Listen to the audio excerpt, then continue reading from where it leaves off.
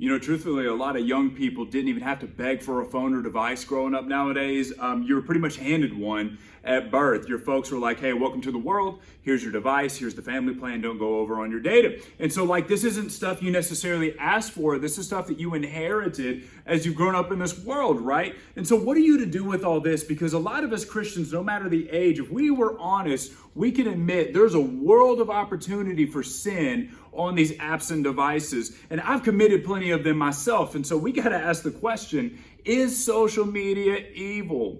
So I want you to check out a passage in Mark chapter 7. What happened was, these Pharisees were always after Jesus, right? They wanted to attack him, trap him, debate him, discredit him. And one time in Mark chapter 7, they were getting on to him and his boys because they saw that they had not washed their hands before dinner. And they had come up with their own law and their own ritual about this sort of thing. So this wasn't about sanitation. They were accusing Jesus and his boys of being unholy because they weren't doing the things that they wanted them to do.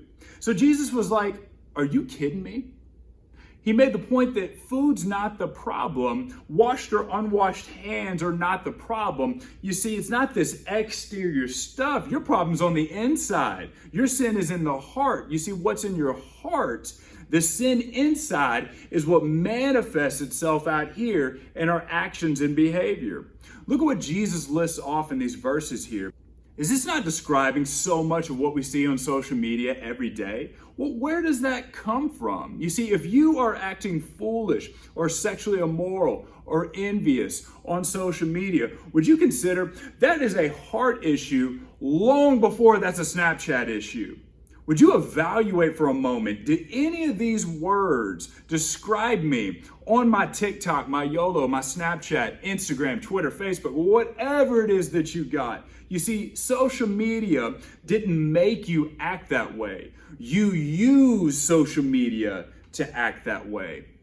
As more and more social media platforms have rolled out over the years, I remember different pastors condemning them from the pulpit as wicked. And then within a few years, they were on those social media platforms. They had accounts on there. I was like, oh, check it out, a friend request from Pastor so-and-so. I thought this was supposed to be wicked. Well, what's happening? What's going on?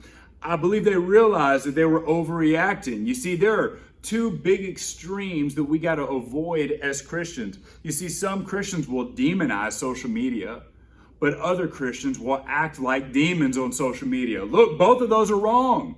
You see, the heart of the matter is a matter of the heart. If you can have any social media account as a Christian, that's fine. It can be okay. You see, there's nothing evil about having fun whenever it's not sinful. There's nothing wrong with sharing your thoughts on these things or connecting with friends online or, having some fun memes or cat videos that you're sharing. I mean, whatever any of that stuff is, the heart of the matter is this. If you can't be Christ-like on social media, then you don't need that right now.